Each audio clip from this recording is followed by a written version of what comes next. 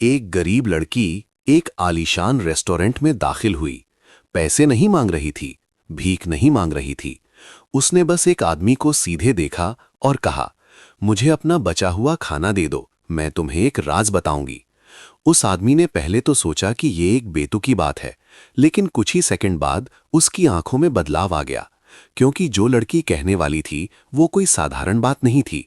ये एक ऐसा राज था जो सालों से दफन था, और अगर सच्चाई सामने आ गई तो ये सब कुछ नष्ट कर सकती थी।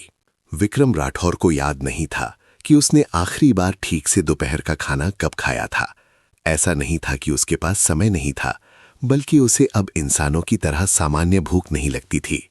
पिछले 2 सालों से उसकी जिंदगी की हर चीज एक आदत के अनुसार चल रही थी, जैसे एक पहले से प्रोग्राम की गई मशीन। जागना, काम करना, मीटिंग करना, कागजों पर हस्ताक्षर करना। और हर गुरुवार ठीक दोपहर 12 बजे वो दक्षिण मुंबई के एक आलीशान रेस्टोरेंट में अपनी जानी पहचानी मेज पर बैठता था। रेस्टोरेंट एक शांत सड़क पर स्थित था, जहां गाड़ियों के हॉर्न की आवाज़ बाहर ही रह जाती थी। अंदर का माहौल हमेशा एक ऐसी नफासत बनाए रखता था जो लगभग ठंडी लगती थी। सफ़ेद मेज़पोशों से ढकी मेज़ें, हल्की पीली रोशनी और पियानो का संगीत, बस इतना ही बचता था कि किसी को परेशानी ना हो। ये वो जगह थी जहां अमीर लोग खाने के लिए नहीं, बल्कि एक छवि बनाए रखने के लिए आते थे। विक्रम ने कोने की वो मेज चुनी जहां से वो सड़क की ओर वाली बड़ी कांच की खिड़की से बाहर देख सकता था।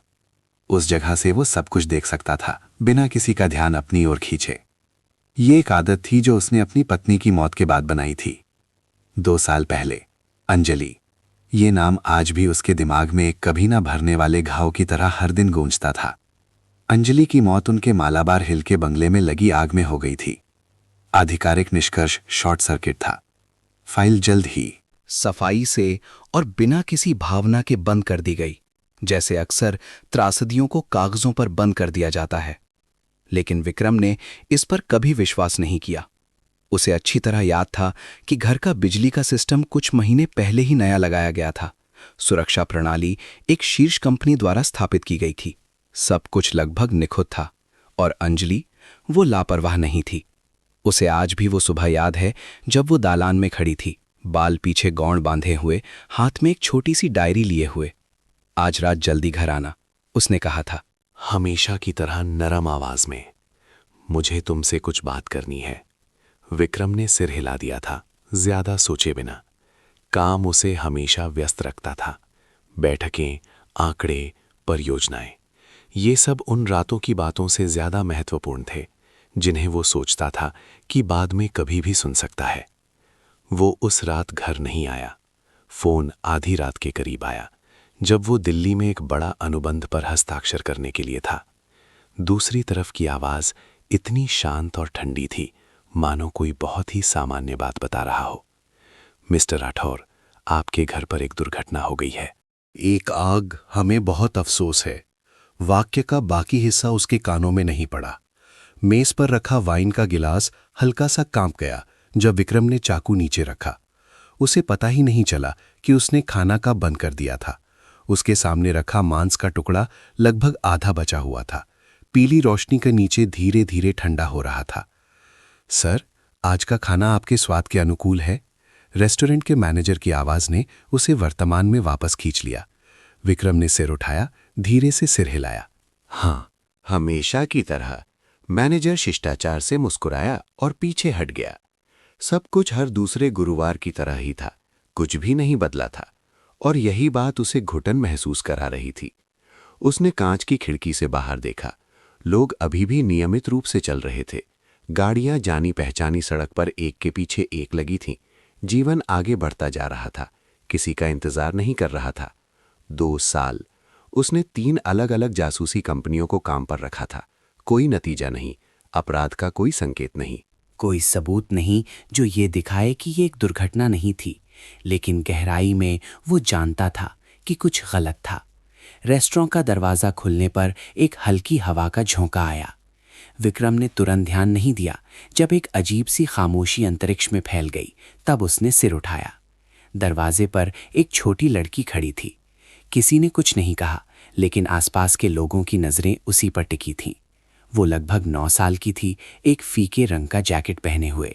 बाल थोड़े उलझे हुए थे, जैसे कई दिनों से ठीक से कंघी न की गई हो। पैरों में चप्पलें फिट नहीं थीं, ऐसा लग रहा था जैसे कई लोगों ने पहनी हो।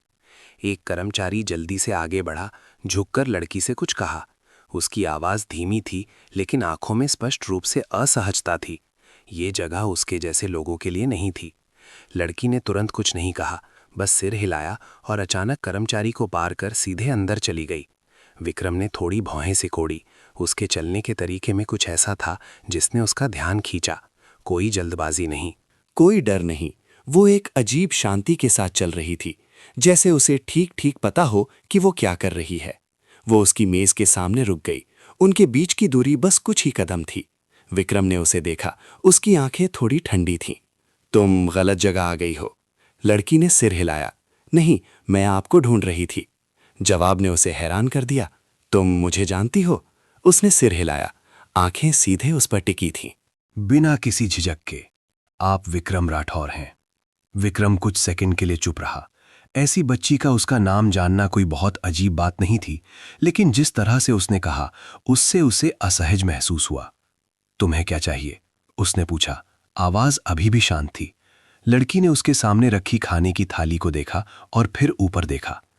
आप मुझे बचा हुआ खाना दे दो, मैं आपको एक कहानी बताऊंगी। विक्रम लगभग हंस पड़ा।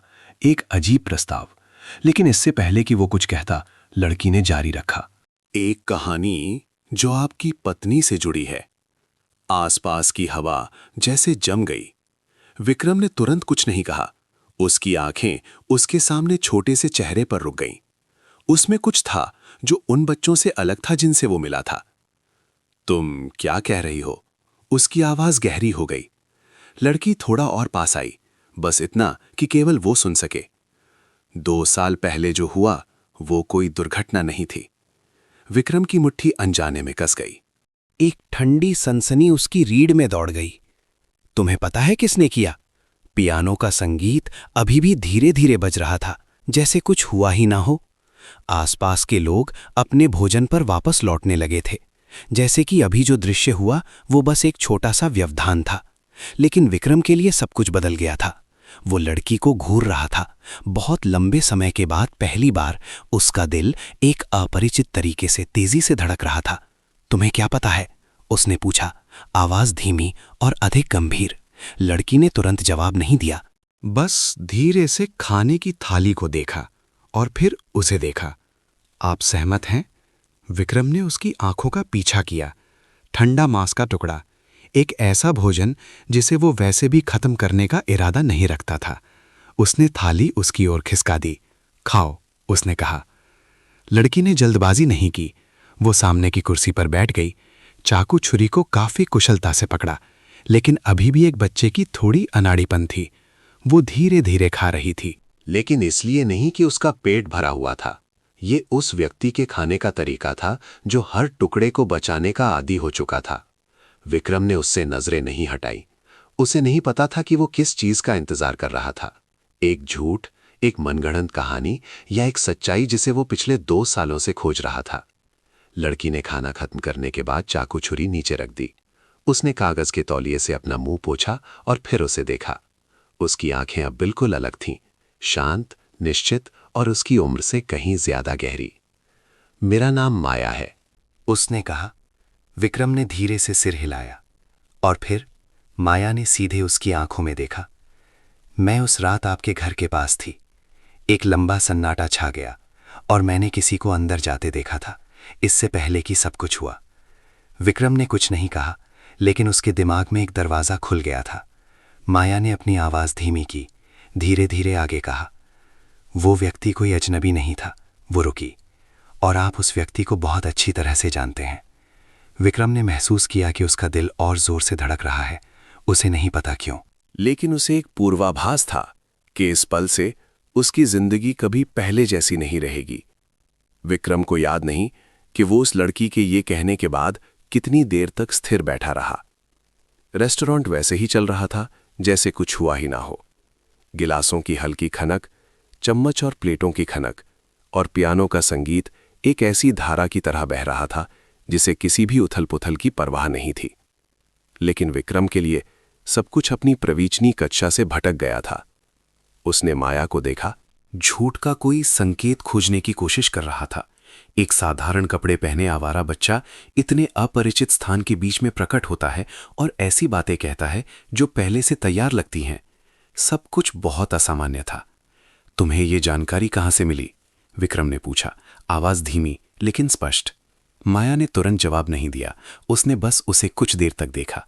आंखें ना तो बच रही थीं और ना ही चुनौती दे रही थीं, बस देख रही थीं। फिर उसने धीरे से खाली थाली को एक तरफ धकेल दिया, जैसे कि खाना खत्म करना बातचीत जारी रखने की शर्त थी। मैंने इसे कहीं से नहीं लिया, उसने कहा। मैंने देखा, विक्रम ने भौहें सिकोड़ी। देखा? हाँ, माया ने सिर हिलाया। उस रात में पास में थी। संक्षिप्त उत्तर ने विक्रम को असहज कर दिया। इसलिए नहीं कि उसे पूरी तरह से विश्वास नहीं था, बल्कि इसलिए कि लड़की ने बहुत शांति से, बहुत निश्चितता से कहा था, जिससे वो इसे एक बच्चे की कहानी के रूप में आसानी से खारिज नहीं कर सकता था। पास में कहाँ? उसने आगे पूछा। माया ने कांच की खिड़की की ओर देखा, जहां दोपहर की धूप फुटपाथ पर पड़ रही थी। बंगले के पीछे एक छोटे से पार्क में। मैं वहां कुछ दिनों से थी। विक्रम चुप रहा। वो उस इलाके को जानता था, एक छिपा हुआ कोना जिस पर बहुत कम लोग ध्यान देते थे। उसके घर से ज्यादा दूर नहीं। ये कुछ भी साबित नहीं करता था, लेकिन ये भी एक ऐसा विवरण नहीं था जिसे आसानी से गढ़ा जा सके। उसने धीरे से अपनी पीठ कुर्सी पर टिकाई। हाथ बांध लिए। अगर तुमने सच में कुछ देखा है तो अब क्यों बता रही हो? माया ने सवाल से मुंह नहीं मोड़ा। उसने थोड़ा सिर झुकाया, जैसे जवाब देने का तरीका तौल रही हो। फिर धीरे धीरे कहा, क्योंकि मुझे यकीन करना था कि आप वो इंसान हैं जिस पर भरोसा किया जा सकता है। विक्रम से एक हल्की हंसी निकली, जो खुशी की नहीं थी। एक बच्चा ये तय कर रहा है कि कौन भरोसे के लायक है। माया ने सिर उठाया, आंखें अभी भी शांत थीं। अगर मैं ऐसा नहीं करती तो मैं यहां नहीं होती। उस वाक्य में कोई धमकी नहीं थी, ना ही कोई नाटकीयता। ये एक साधारण तथ्य के रूप में कहा गया था, और यही बात विक्रम को इसे नजरअंदाज नहीं करने दे रही थी। उसने उसे कुछ देर और देखा और फिर पूछा, तुम मेरा नाम जानती हो? तुम मेरी पत्नी के बारे में जानती हो? तुम कहती हो कि तुमने कुछ देखा है, लेकिन ये सब अभी भी सिर्फ बातें हैं। मैं तुम पर विश्वास क्यों करूं? माया ने तुरंत जवाब नहीं दिया। उसने अपने कॉलर पर हाथ रखा, एक छोटी सी सिलाई को धीरे से छुआ, जिसे कसकर सिला गया था। उस हरकत ने विक्रम का ध्यान खींचा, लेकिन इससे पहले कि वो पूछता, वो रुक गई। आपको अभी मुझ पर विश्वास करने की जरूरत नहीं है, उसने कहा। आपको बस सुनने की जरूरत है। विक्रम ने एक धीमी सांस ली। उसने महसूस किया कि वो इस बातचीत में अपनी योजना से कहीं ज्यादा गहरे खिंचता जा रहा था। उसका एक हिस्सा उठना चाहता था, यहां से चले जाना चाहता था, अपनी प्रवचनी जिंदगी में वापस जाना चाहता था, जहां सब कुछ नियंत्रित किया जा सकता था। लेकिन दूसरा हिस्सा, जो 2 साल से बिना जवाब के फंसा हुआ था, उसे ऐसा करने की इजाजत नहीं दे रहा था। ठीक है, उसने कहा। आगे बोलो। माया ने धीरे से सिर हिलाया, जैसे उसने इस प्रतिक्रिया का अनुमान लगा लिया हो। उस रात मैं सो नहीं सकी। मैंने एक कार की आवाज सुनी, एक कार जो उस इलाके में काफी देर से आई थी, और उस जगह पर सामान्य रूप से उस समय ज्यादा गाड़ियां नहीं आती जाती थीं। विक्रम ने कुछ नहीं कहा, लेकिन उसके दिमाग में उस इलाके का नक्शा फिर से बनने लगा। मुख्य द्वार, आंतरिक सड़क, कैमरे, सब कुछ उसे स्पष्ट रूप से याद था। तुमने ड्राइवर को देखा? उसने पूछा। माया ने सिर हिलाया। साफ नहीं, लेकिन मैंने उस व्यक्ति को अंदर जाते देखा, चोरी छिपे नहीं, जैसे कि वो रास्ता जानता हो। विक्रम ने धीरे से अपनी मुट्ठी भींची। रास्ता जानता हो? हां, माया ने कहा। वो व्यक्ति सीधे अंदर चला गया, ज्यादा देर नहीं रुका। ज्यादा इधर उधर नहीं देखा। एक छोटा सा विवरण, लेकिन बिल्कुल भी अर्थहीन नहीं। उसके बाद क्या हुआ? माया थोड़ी देर के लिए चुप हो गई, जैसे अपनी यादों को व्यवस्थित कर रही हो। थोड़ी देर बाद मैंने घर के अंदर रोशनी बदलते देखी, और फिर धुआं। विक्रम ने एक पल के लिए अपनी आंखें बंद कर लीं। वो छवि, भले ही केवल शब्दों के माध्यम से, उसे अभी भी घुटन महसूस करा रही थी। तुम पास नहीं गईं? उसने पूछा। नहीं। माया ने सिर हिलाया। मैं डर गई थी, मैं बस दूर से देखती रही। विक्रम ने अपनी आंखें खोली और उसे ध्यान से देखा। तो तुम्हें कैसे पता चला कि वो व्यक्ति कौन था? माया ने तुरंत जवाब नहीं दिया। उसने उसे बहुत देर तक देखा, जैसे तौल रही हो कि उसे आगे बताना चाहिए या नहीं। मैंने उस व्यक्ति का चेहरा आंशिक रूप से देखा था। उसने धीरे धीरे कहा, और मुझे याद है। विक्रम आगे की ओर झुका। तुम्हें यकीन है? माया ने सिर हिलाया। मुझे अच्छी तरह याद है। दोनों के बीच एक लंबा सन्नाटा छा गया। विक्रम ने महसूस किया कि उसका दिल तेजी से धड़क रहा है, लेकिन उसने अपनी आवाज शांत रखने की कोशिश की। अगर तुम्हें इतनी अच्छी तरह याद है तो तुमने पुलिस को क्यों नहीं बताया? माया ने मेज की ओर देखा और फिर उसे देखा। मैंने सोचा था, लेकिन मेरे पास शब्दों के अलावा कुछ नहीं है और मुझे नहीं पता था कि किस पर विश्वास किया जा सकता है। विक्रम ने कोई वजरजा नहीं किया। वो समझ गया, एक बच्चा जिसके पास कोई कागजात नहीं, कोई रिश्तेदार नहीं, कोई स्पष्ट सबूत नहीं, ऐसे मामले में उसके शब्दों का लगभग कोई वजन नहीं होता। तो तुमने मुझे क्यों चुना? उसने पूछा। माया ने तुरंत जवाब नहीं दिया। उसने कांच की खिड़की से बाहर देखा, जहां लोग अभी भी वैसे ही आ जा रहे थे जैसे कुछ बदला ही ना हो। मैंने अंदर आने से पहले आपको कुछ बार देखा था, उसने कहा। आप हमेशा अकेले बैठते हैं, ज्यादा बात नहीं करते, लेकिन ठंडे दिल वाले इंसान नहीं लगते। विक्रम ने थोड़ी भौएं से कोड़ी। तुम सिर्फ इस पर भरोसा कर रही हो? माया ने उसे वापस देखा। पूरी तरह से नहीं, मैंने ये भी देखा कि आप चीजों को कैसे देखते हैं। जैसे आप कुछ ढूंढ रहे हो। उस वाक्य ने विक्रम को एक पल के लिए रोक दिया। उसे उम्मीद नहीं थी कि एक बच्चा इतना कुछ देख सकता है। और तुम्हें लगता है कि मैं तुम्हारी मदद करूंगा? उसने पूछा। माया ने ना तो सिर हिलाया और ना ही इनकार किया। मुझे लगता है कि आप सच्चाई जानना चाहेंगे। विक्रम ने जवाब नहीं दिया। उसने मेज को देखा और फिर उसे देखा।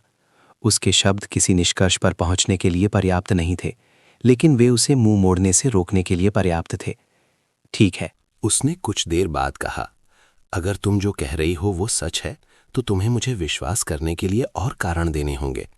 माया चुप रही और फिर धीरे से अपने कॉलर को फिर से छुआ। इस बार उसने कसकर सिली हुई सिलाई को धीरे से खींचकर एक छोटी सी दरार खोली। विक्रम ने थोड़ी भौहें सिकोड़कर देखा। वो क्या है? उसने पूछा। माया ने तुरंत जवाब नहीं दिया। उसने बस उसे देखा। आंखें शांत थीं, लेकिन पहले से ज्यादा सतर्क। मैं इसे अभी आपको नहीं दे सकती, उसने कहा। मुझे और यकीन करने की जरूरत है। विक्रम ने उसे कुछ देर तक देखा। किस बात का यकीन?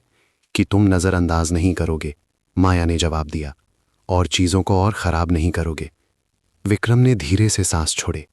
उसे एक बच्चे के सामने खुद को साबित करने की आदत नहीं थी, लेकिन इस स्थिति में उसके पास बहुत सारे विकल्प भी नहीं थे। तुम मुझसे क्या चाहती हो? उसने पूछा। माया ने थोड़ा सोचा और फिर कहा, आप जांच करें जो मैंने कहा है। अगर ये सच है तो मैं आगे बताऊंगी। विक्रम ने धीरे से सिर हिलाया। ये उचित है। उसने अपना फोन निकाला, लेकिन तुरंत फोन नहीं किया। इसके बजाय उसने माया को फिर से देखा। तुम कहाँ रहोगी? उसने पूछा। माया कुर्सी से उठी। मुझे पता है कि आपको कैसे ढूंढना है। उस जवाब ने उसे आश्वस्त नहीं किया, लेकिन इससे पहले कि वो कुछ और कहता, वो मुड़ गई। विक्रम ने उसे रेस्टोरेंट से बाहर जाते और सड़क पर भीड़ में घुल मिल जाते देखा। जैसे वो कभी आई ही ना हो। वो कुछ और सेकंड तक शांत बैठा रहा और फिर अपने सामने खाली थाली को देखा।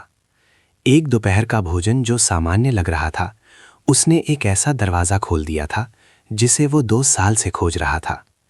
विक्रम ने फोन उठाया, एक जाना पहचाना नंबर डायल किया। अमित, मुझे 2 साल पहले की आग की पूरी फाइल फिर से जांचनी है, उसने कहा, आवाज गहरी और दृढ़। और इस बार मुझे हर छोटा विवरण चाहिए। दूसरी तरफ एक छोटा सा सन्नाटा था। क्या कुछ नया है? उस आदमी ने पूछा। विक्रम ने कांच की खिड़की से बाहर देखा। जहां लड़की अभी गायब हुई थी। हो सकता है, उसने जवाब दिया, और मैं इस बार इसे चूकना नहीं चाहता। उसने फोन काट दिया, फोन को मेज पर रख दिया। बहुत लंबे समय के बाद पहली बार उसे फंसा हुआ महसूस नहीं हो रहा था, लेकिन साथ ही वो ये भी समझ गया था कि वो किसी ऐसी चीज में कदम रख चुका है जो उसकी कल्पना से कहीं ज्यादा खतरनाक थी। विक्रम उस रात ठीक से नहीं सो पाया। अपार्टमेंट की खिड़की के बाहर शहर हमेशा की तरह रोशन था। कारों की कतारें अंतहीन प्रकाश की लकीरों की तरह खिंची हुई थीं। लेकिन उसके दिमाग में सब कुछ इस तरह से उलझा हुआ था जिसे वो नियंत्रित नहीं कर सकता था। माया के शब्द बार बार दोहराए जा रहे थे। हर छोटा विवरण, हर वाक्य, हर नजर। वो संदेह करने का आदी हो चुका था, जवाब ना मिलने का आदी हो चुका था। लेकिन इस बार ये एहसास अलग था। ये अब एक अस्पष्ट संदेह नहीं था, बल्कि ऐसा लग रहा था जैसे किसी ने उस पहेली का एक टुकड़ा पकड़ रखा है जिसे वो 2 साल से खोज रहा था। अगली सुबह वो सामान्य से पहले कंपनी पहुंचा। ऊंची मंजिल पर स्थित कार्यालय से अरब सागर का नजारा दिखता था, जहां वो अक्सर अपने व्यस्त कार्यक्रम के बीच थोड़ी शांति पाता था। लेकिन आज सब कुछ एक ही विचार के लिए एक पृष्ठभूमि मात्र लग रहा था। मेज पर फोन धीरे से बजा। कॉलर का नाम दिखाई दिया, अमित। विक्रम ने तुरंत फोन उठाया। मैंने फाइल फिर से देखी, अमित ने कहा, आवाज गहरी और स्पष्ट। कुछ ध्यान देने योग्य बातें हैं। विक्रम सीधा बैठ गया। बोलो। उस रात आग लगने से लगभग 1 घंटे पहले सुरक्षा प्रणाली को निष्क्रिय कर दिया गया था। रिपोर्ट में इसे तकनीकी खराबी के रूप में दर्ज किया गया है। लेकिन कोई विस्तृत लॉग नहीं है। विक्रम ने धीरे से अपनी मुट्ठी भींची। पहले तुमने ये नहीं बताया। क्योंकि उस समय किसी ने नहीं सोचा था कि ये महत्वपूर्ण है, अमित ने जवाब दिया। और रख रखाव कंपनी ने भी पुष्टि की कि त्रुटि हो सकती है। विक्रम कुछ सेकंड के लिए चुप रहा। एक त्रुटि जो ठीक उसी समय हुई, बहुत बड़ा संयोग। और कुछ? उसने पूछा। बाहरी गेट पर लगे कैमरे ने रात के लगभग 11 बजे एक कार को आते हुए रिकॉर्ड किया है, अमित ने आगे कहा। लेकिन नंबर प्लेट स्पष्ट नहीं है। कार में बैठा व्यक्ति मुख्य द्वार पर नहीं उतरा, बल्कि सीधे अंदर के इलाके में चला गया। विक्रम ने एक पल के लिए अपनी आंखें बंद कर लीं। माया ने जो कहा था वो मेल खा रहा था। और ये, अमित थोड़ा हिचकिचाया। अंतिम निष्कर्ष में इस पर जोर नहीं दिया गया लगता है। क्यों? विक्रम ने पूछा। क्योंकि पहचान नहीं हो सकी और कोई सबूत भी नहीं था कि वो व्यक्ति सीधे आग से जुड़ा था। विक्रम ने अपनी आंखें खोली, सीधे कांच की खिड़की की ओर देखा। या कोई गहराई में नहीं जाना चाहता था। दूसरी तरफ अमित ने तुरंत जवाब नहीं दिया। वो विक्रम का मतलब समझ गया। मैं और जांच करूंगा, अमित ने कहा। लेकिन अगर किसी ने जानबूझकर इसे छिपाया है तो यह आसान नहीं होगा। करो, विक्रम ने जवाब दिया। इस बार मैं सब कुछ जानना चाहता हूं। उसने फोन काट दिया, फोन को मेज पर रख दिया। उसका दिल सामान्य से ज्यादा तेजी से धड़क रहा था। डर से नहीं, बल्कि एक परिचित एहसास के वापस आने से, सच्चाई के करीब पहुंचने का एहसास। उस दोपहर विक्रम फिर से उसी जाने माने रेस्टोरेंट में वापस आया। आदत से नहीं, बल्कि इसलिए कि वो जानता था कि अगर माया सही थी तो वो वापस आएगी। वो सामान्य से पहले आया, वही पुरानी मेज चुनी। माहौल हमेशा की तरह था, लेकिन इस बार वो चीजों को अनिश्चित रूप से नहीं देख रहा था। उसकी आंखें लगातार दरवाजे की ओर थीं। 10 मिनट, 20 मिनट। जब वो ये सोचने लगा था कि शायद उसने एक आकस्मिक मुलाकात पर बहुत ज्यादा भरोसा कर लिया है, तो दरवाजा खुला। माया प्रकट हुई। वो जल्दबाजी में नहीं थी, वही शांत चाल, वही चारों ओर देखने वाली नजरें अंदर आने से पहले। लेकिन इस बार उसे किसी ने नहीं रोका। शायद इसलिए कि वो पीक आवर्स में आई थी, या शायद उसके आत्मविश्वास ने दूसरों का ध्यान नहीं खींचा। वो सीधे विक्रम की मेज पर आई, बिना बुलाए बैठ गई। आपने जांच की? उसने पूछा, आवाज धीमी लेकिन स्पष्ट। विक्रम ने उसे कुछ देर देखा और फिर सिर हिलाया। हां। माया ने कुछ और नहीं कहा, बस इंतजार किया। तुमने जो कहा उसमें कुछ बातें मेल खाती हैं, विक्रम ने जारी रखा। उस रात उस इलाके में एक कार आई थी। सुरक्षा प्रणाली में भी समस्या थी। माया ने धीरे से सिर हिलाया, जैसे कि ये उसे आश्चर्यचकित नहीं कर रहा था। लेकिन ये पर्याप्त नहीं है, विक्रम ने कहा। तुमने कहा था कि तुमने उस व्यक्ति को देखा है, तुम्हें मुझे और जानकारी देनी होगी। माया ने उसे देखा और फिर धीरे से अपने दोनों हाथ मेज पर रखे। उस व्यक्ति ने अपना चेहरा पूरी तरह से नहीं ढका था। उसने कहा, मैंने एक हिस्सा देखा। विक्रम आगे की ओर झुका। कौन सा हिस्सा?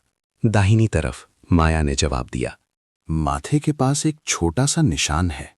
विक्रम रुक गया। एक बहुत ही विशिष्ट विवरण। तुम्हें यकीन है? उसने पूछा। माया ने सिर हिलाया। मुझे अच्छी तरह याद है। विक्रम कुछ सेकंड के लिए कुछ नहीं बोला। उसके दिमाग में एक व्यक्ति की छवि उभरी, लेकिन उसने तुरंत उसे खारिज कर दिया। वो जल्दी निष्कर्ष नहीं निकाल सकता था। और कुछ? उसने पूछा। माया ने थोड़ा सोचा। वो व्यक्ति बहुत स्वाभाविक रूप से चल रहा था, किसी अजनबी की तरह नहीं, जैसे वो घर से परिचित हो। विक्रम ने मेज के नीचे अपनी मुट्ठी भींची। इससे सब कुछ और भी डरावना हो गया। क्या तुमने कुछ सुना? उसने पूछा। माया ने सिर हिलाया। मैं दूर खड़ी थी, मैंने सिर्फ देखा। विक्रम ने धीरे से सिर हिलाया। वो एक बच्चे से और ज्यादा की उम्मीद नहीं कर सकता था। तो तुम इतनी निश्चित क्यों हो कि ये कोई दुर्घटना नहीं थी? उसने आगे पूछा। माया ने उसे देखा। इस बार उसकी आंखें थोड़ी अलग थीं। अब सिर्फ शांति नहीं थी, बल्कि कुछ और गहरा था। क्योंकि वो व्यक्ति घबराया नहीं था। उसने कहा, जाते समय। वो व्यक्ति बहुत सामान्य था। एक लंबा सन्नाटा। विक्रम उस वाक्य का मतलब समझ गया। अगर ये एक अप्रत्याशित घटना होती तो इंसान की प्रतिक्रिया अलग होती, लेकिन अगर ये एक योजनाबद्ध काम था, उसने धीरे से सांस छोड़ी। तुमने कहा था कि वो व्यक्ति वो है जिसे मैं जानता हूं, उसने दोहराया। माया ने सिर हिलाया। क्या तुम नाम बता सकती हो? विक्रम ने पूछा। आवाज गहरी हो गई। माया ने तुरंत जवाब नहीं दिया। उसने उसे बहुत देर तक देखा, जैसे अंतिम बार मूल्यांकन कर रही हो। अभी समय नहीं है, उसने कहा। विक्रम ने भौहें सिकोड़ी। क्यों? क्योंकि अगर मैं अभी बता दूं तो हो सकता है आप विश्वास ना करें, माया ने जवाब दिया। और अगर आप विश्वास नहीं करेंगे तो सब कुछ रुक जाएगा। विक्रम ने कोई बजराजे नहीं किया। उसका एक हिस्सा जानता था कि वो सही कह रही है। तो तुम क्या चाहती हो? उसने पूछा। माया ने नीचे झुककर अपने कॉलर में फिर से हाथ डाला। इस बार उसने धीरे से छोटी सिलाई खोली और एक पतले कपड़े में लिपटी एक छोटी सी चीज निकाली, एक यूएसबी। उसने उसे मेज पर रखा, लेकिन विक्रम की ओर नहीं खिसकाया। ये वो चीज है जो मेरी मां ने मुझे दी थी, उसने कहा। विक्रम ने यूएसबी को देखा। दिल जोर से धड़क रहा था। इसमें क्या है? उसने पूछा। मुझे सब नहीं पता, माया ने जवाब दिया। मेरी मां ने सिर्फ कहा था कि ये बहुत महत्वपूर्ण है। विक्रम ने हाथ बढ़ाया, लेकिन छूने से पहले रुक गया। और तुमने इसे इतने समय तक रखा? उसने पूछा। माया ने सिर हिलाया। मैंने इसे अच्छी तरह छिपाया। विक्रम ने उसे देखा और फिर यूएसबी को देखा। एक छोटी सी चीज जो वो सब कुछ समेटे हुए हो सकती है, जिसे वो खोज रहा था। तुम्हें यकीन है कि तुम इसे मुझे देना चाहती हो? उसने पूछा।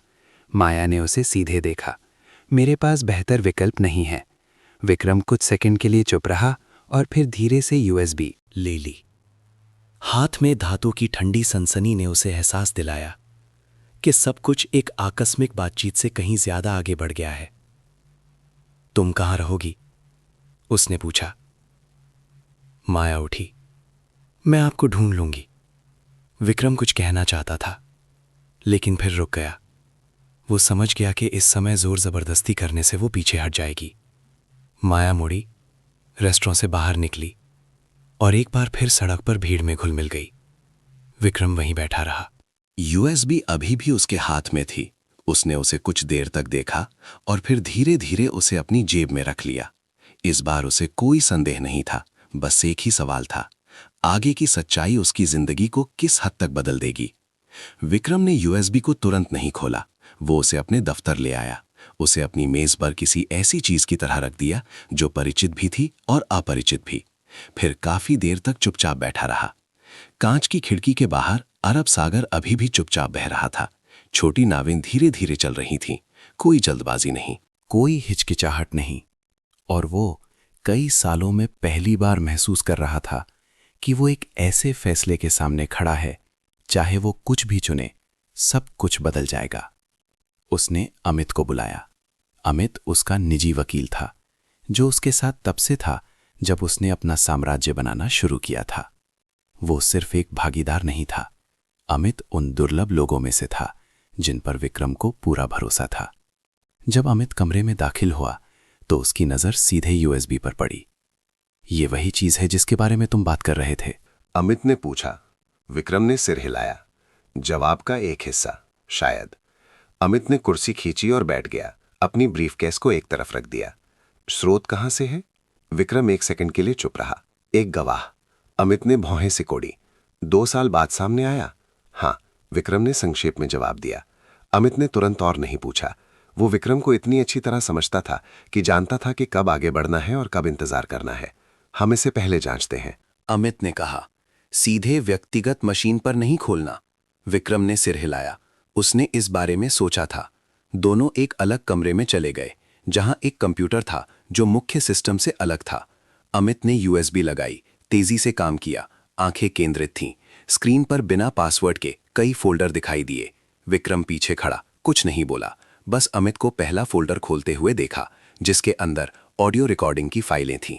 उसने एक छोटी फाइल चलाई। स्पीकर से आवाज थोड़ी सस्ती थी, लेकिन काफी स्पष्ट थी। काम हो गया है, कोई समस्या नहीं है। विक्रम ने महसूस किया कि उसका दिल सिकुड़ गया है। वो उस आवाज को पहचानता था, लेकिन उसने कुछ नहीं कहा। अमित ने फाइल बंद कर दी, एक और फोल्डर खोला। इस बार ये वित्तीय डेटा की सारणियां थीं, आंकड़े, बैंक हस्तांतरण, विदेशी खाते। अमित ने माथा सिकोड़ा। अगर ये सच है तो ये आसान नहीं है। विक्रम एक कदम आगे बढ़ा। साफ साफ कहो। मनी लॉन्ड्रिंग, अमित ने कहा, बड़े पैमाने पर। विक्रम स्क्रीन पर घूरता रहा। हर एक आंकड़ा एक पहेली के टुकड़े की तरह था जो धीरे धीरे सामने आ रहा था। क्या तुम इस खाते का नाम पहचानते हो? अमित ने एक लाइन की ओर इशारा किया। विक्रम ने एक परिचित नाम देखा। उसने तुरंत जवाब नहीं दिया। अमित ने उसकी ओर देखा। विक्रम? विक्रम ने गहरी सांस ली और फिर धीरे धीरे कहा, आगे बढ़ो। अमित ने कुछ और फाइलें खोली। सामग्री समान थी, हस्तांतरण, लेन देन, संक्षिप्त नोट, लेकिन ये समझने के लिए पर्याप्त था कि ये कानूनी गतिविधियां नहीं थीं। ये व्यक्ति बहुत सावधान है, अमित ने कहा। लेकिन निखुत नहीं। विक्रम ने धीरे से सिर हिलाया। कोई भी निखुत नहीं होता। अमित ने स्क्रीन बंद कर दी, उसकी ओर मुड़ा। तुम जानते हो कि ये व्यक्ति कौन है ना? विक्रम ने तुरंत जवाब नहीं दिया। उसके दिमाग में एक व्यक्ति की छवि और स्पष्ट होती जा रही थी। एक व्यक्ति जो उसके साथ कई सालों से था, एक व्यक्ति जिसे वो कभी परिवार मानता था। उसने उस विचार को दूर करने के लिए धीरे से सिर हिलाया। पर्याप्त नहीं है, उसने कहा। अमित ने भौहें सिकोड़ी। अभी भी पर्याप्त नहीं है। सिर्फ वित्तीय डेटा 2 साल पुराने मामले के बारे में निष्कर्ष निकालने के लिए पर्याप्त नहीं है, विक्रम ने जवाब दिया। मुझे संबंध जानने की जरूरत है। अमित ने उसे कुछ देर देखा और फिर सिर हिलाया। ठीक है, मैं और गहराई से विश्लेषण करूंगा, लेकिन तुम्हें मानसिक रूप से तैयार रहना चाहिए। विक्रम ने कुछ नहीं कहा। उस शाम विक्रम घर नहीं गया। वो अकेला गाड़ी चलाता रहा। कोई स्पष्ट दिशा नहीं। बस अपने दिमाग को सब कुछ व्यवस्थित करने के लिए समय देने के लिए। रात में शहर दिन से अलग था, कम शोरगुल, लेकिन ये लोगों को खुद का सामना करने के लिए और आसान बना देता था। उसने एक सुनसान सड़क पर कार रोकी, इंजन बंद किया और अंधेरे में शांत बैठा रहा। वो नाम, वो व्यक्ति नहीं हो सकता जिसके बारे में वो सोच रहा था, नहीं हो सकता। फोन धीरे से बजा। अमित का एक संदेश था, एक विवरण था जिसे उसे देखने की जरूरत थी। विक्रम ने संदेश खोला। एक छवि संलग्न थी। ये डेटा फाइल में एक नोट था, संक्षिप्त, बस कुछ पंक्तियां। लेकिन एक वाक्यांश था जिसने विक्रम को अपनी आंखें हटाने नहीं दी। MH मामला निपटा दिया। MH मालाबार हिल। विक्रम की मुट्ठी फोन पर कस गई। उसने कुछ सेकंड के लिए अपनी आंखें बंद की और फिर खोली। वापस जाने का कोई रास्ता नहीं था। अगली सुबह विक्रम हर दिन से पहले दफ्तर पहुंचा। उसने अमित को तुरंत नहीं बुलाया, बल्कि खुद ही पूरे डेटा को एक बार फिर से देखा। हर फाइल, हर विवरण। वो अब सबूत नहीं खोज रहा था, वो इनकार करने के कारण खोज रहा था। लेकिन जितना अधिक वो देखता, सब कुछ उतना ही स्पष्ट होता जाता। दोपहर के करीब अमित अंदर आया। तुमने फिर से देखा? अमित ने पूछा। विक्रम ने सिर हिलाया। तो तुम क्या सोचते हो? अमित ने आगे पूछा। विक्रम कुछ देर चुप रहा और फिर कहा, मुझे उस व्यक्ति से मिलना है। अमित ने उसे बिना किसी आश्चर्य के देखा। तुम्हें यकीन है? नहीं, विक्रम ने जवाब दिया, लेकिन मुझे उसके मुंह से सुनना है। अमित ने धीरे से सांस छोड़ी। अगर ये वही व्यक्ति है जिसके बारे में तुम सोच रहे हो, तो ये सिर्फ एक कानूनी मुद्दा नहीं है, विक्रम ने सिर हिलाया। मुझे पता है। एक छोटा सा सन्नाटा। क्या तुम चाहते हो कि मैं साथ चलूं? अमित ने पूछा। विक्रम ने सिर हिलाया। नहीं, ये मुझे अकेले करना है। अमित ने कोई वज्राशय नहीं किया। वो समझ गया कि कुछ चीजें साझा नहीं की जा सकती। ठीक है, अमित ने कहा, लेकिन सावधान रहना। विक्रम ने धीरे से सिर हिलाया। दोपहर में विक्रम ने एक अपॉइंटमेंट तय किया। दूसरी तरफ के व्यक्ति ने जल्दी जवाब दिया, परिचित आरामदायक आवाज। विक्रम, काफी समय हो गया, तुमने मुझे पहले फोन नहीं किया। विक्रम ने अपनी आवाज सामान्य रखी। कुछ बातें स्पष्ट करनी थीं। आज रात फुर्सत है? तुम्हारे लिए हमेशा फुर्सत है, दूसरे व्यक्ति ने हमेशा की तरह हंसते हुए कहा। विक्रम ने फोन काट दिया, फोन नीचे रख दिया। ये वाक्य पहले उसे हमेशा आश्वस्त करता था, अब ये उसे ठंडा महसूस करा रहा था। शाम को विक्रम एक जाने माने कैफे में पहुंचा। बहुत आलीशान नहीं, लेकिन काफी निजी। ये वो जगह थी जहां वो और वो व्यक्ति अक्सर मिलते थे जब उन्हें काम के अलावा बात करनी होती थी। वो पहले पहुंचा, एक मेज पर बैठ गया, एक काली कॉफी मंगाई और इंतजार करने लगा। लगभग 10 मिनट बाद वो व्यक्ति अंदर आया, समीर गुप्ता। समीर हमेशा की तरह था, सलीके से कपड़े पहने, आत्मविश्वास से भरी मुस्कान और सहज आंखें। एक ऐसा आदमी जिसे देखकर कोई भी सोचेगा कि वो भरोसे के लायक है। तुम जल्दी आ गए? समीर ने कुर्सी खींचते हुए कहा। ऐसी क्या गंभीर बात हो गई? विक्रम ने उसे कुछ देर तक देखा, तुरंत जवाब नहीं दिया। समीर ने थोड़ी भौएं से कोड़ी। क्या हुआ? मुझे ऐसे देख रहे हो जैसे पहली बार मिल रहे हो? विक्रम ने एक धीमी सांस ली। मेरे कुछ सवाल हैं। समीर हंसा। पूछो। विक्रम ने बिना घुमाए फिराए कहा। उस रात, उसने कहा, तुम कहाँ थे? समीर एक बहुत ही छोटे सेकंड के लिए रुका। अगर ध्यान ना दिया जाए तो पता नहीं चलेगा। कौन सी रात? समीर ने वापस पूछा। जिस रात अंजलि की मौत हुई, विक्रम ने जवाब दिया।